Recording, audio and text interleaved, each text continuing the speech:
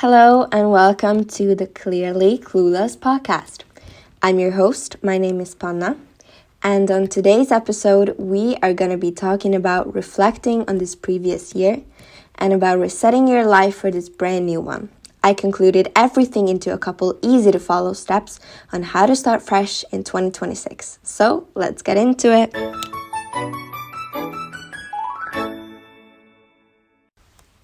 Before we start, I need to say something important. I'm not an expert with all the answers by any means. I'm just a girl who's been through a lot. So if you're listening to this expecting perfection, you won't find it here. This podcast isn't about fixing you. It's about reminding you that you're allowed to start again. So let me ask you something. Did last year go the way you thought it would? Maybe parts of it did. Maybe it didn't. Maybe you're proud of some things and quietly disappointed about others. But here's the truth. You don't need to carry last year into this one. This episode is about reflection and not judgment, about resetting but not fixing yourself, and about starting this year on purpose. Step 1. Looking back without breaking yourself. Let's be honest, looking back at the past year can feel sometimes uncomfortable because it forces you to face things you didn't finish, dreams you postponed, or versions of yourself that you outgrew. But reflection is not self-punishment, it's self-respect. So instead of listing everything you didn't do, I want you to slow down and ask, what did I survive last year? Because sometimes growth doesn't look like achievement. Sometimes it looks like getting through something that almost broke you. Or what did you learn about yourself? What boundaries did you finally recognize? What patterns can you no longer unsee? Or what pain taught you something important? And here's another question that really matters. What am I still carrying that doesn't belong in this new year? It could be old resentment, old guilt, old expectations that were never really yours. You don't owe loyalty to a version of yourself that was just trying to cope. So instead of asking, what did I do wrong? I want you to ask 3 better questions. What actually worked last year? Not what looked good on social media, what actually moved your life forward, even just a little. 2, what drained me? People, habits, commitments. If something cost you peace, energy, or self-respect, notice it. And 3, where did I abandon myself? Where did you say yes when you really meant no? Where did you wait for permission instead of trusting yourself or your gut? This isn't about guilt, it's about clarity. Because you can't reset what you refuse to look at. Step 2. Releasing the pressure to be more. There's so much pressure at the beginning of a new year. The setting of the new goals, new habits, new versions of you. But let me tell you something I learned the hard way. You don't need to become more worthy this year, because you already are. You don't need to rush your healing. You don't need to have everything figured out by January. You're allowed to reset quietly, without announcing it, without proving anything to anyone. Last year may not have looked impressive on the outside, but if you're still here listening to this, that means something in you refused to give up. So let me say this clearly. You are allowed to let go of who you thought you'd be by now. You're allowed to start again without explaining yourself. You're allowed to stop carrying shame into a new year. Because last year is data and not a life sentence. If something didn't happen, it doesn't mean you failed. It means the timing, the tools, or the version of you wasn't ready yet. And that's not a problem, and that's growth. And this is the thing that people so often confuse. Step 3. Resetting isn't reinventing. It's choosing again. So a reset isn't about becoming someone else. It's about choosing yourself again. Even when it feels uncomfortable, because sometimes it really can. So resetting means saying no without explaining. This was a tough one for me because I used to be a huge people pleaser, but it just doesn't really get you anywhere. The second thing is stopping habits that are numbing you instead of helping you. And the third thing is doing the hard thing even when no one claps for you. So this is called discipline, basically for short. And you can get much more things done with discipline than with motivation, because motivation is temporary, but discipline can lead you to long-term success. And here's the truth most people don't want to hear. Waiting to feel ready is just fear in a nicer outfit. Ready is not a feeling, but a decision. You will never feel 100% ready because you move before the confidence shows up. So when you feel resistance, when you know what you should do but your body freezes, just count backwards from 5, and when you reach 1 or 0, just move and snap yourself out of that trance. So get up and start now. Because small actions repeated daily change everything. These are called habits. So resetting the year, one decision at a time, is better than wanting to devour it all in January. A reset doesn't happen on the 1st of this month. It happens the moment you decide that I'm doing this differently. Not perfectly, just differently. This year doesn't need a massive plan, it needs one clear decision. Ask yourself these 3 questions. What is one habit I'm done tolerating? This can be your own habits, or this can be other people's habits in your environment. The second question is, what is one thing I'm ready to take responsibility for?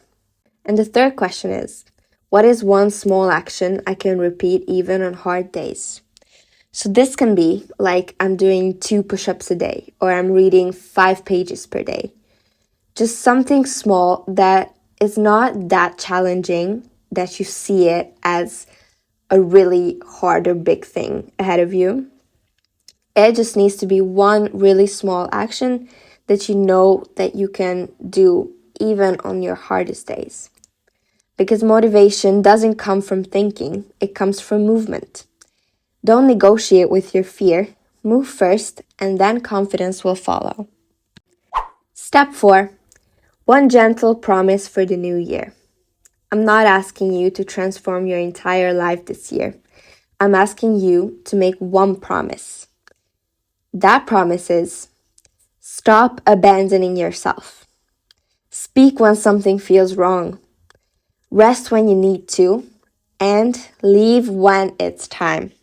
This is a really hard pill to swallow. And the thing is that you don't need a perfect plan. You need honesty. To be honest with yourself. And maybe this year isn't about becoming tougher. Maybe it's about becoming softer with yourself. I want you to stand in front of the mirror, look yourself in the eye, and say this. If last year hurt you, I see you. If last year changed you, I honor you. And if last year didn't turn out how you hoped, it doesn't get to define what comes next. You are not late. You are not broken. You're not starting from 0. You're starting from experience. So, as I said earlier, you don't need to become a whole new person this year, because that's basically impossible. You just need to stop betraying the person you already are. Not because life will be easier, but because you will show up differently. Step 5.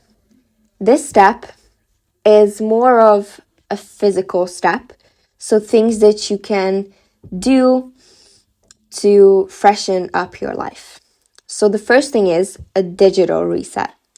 These are powerful because they're instant and symbolic. So delete photos, screenshots, and videos that trigger old versions of you.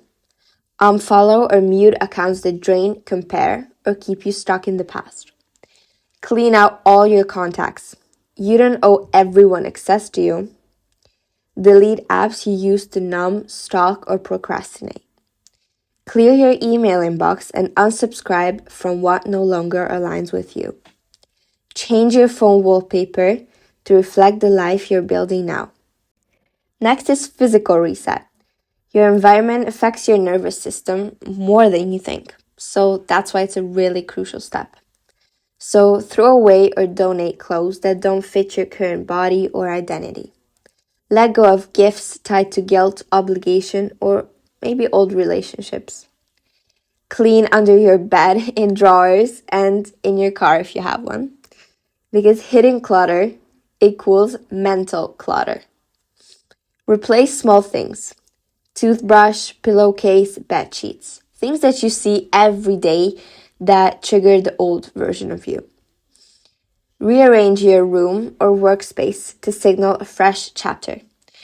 For example, at the end of each year, I always make a vision board or mood board on a huge paper.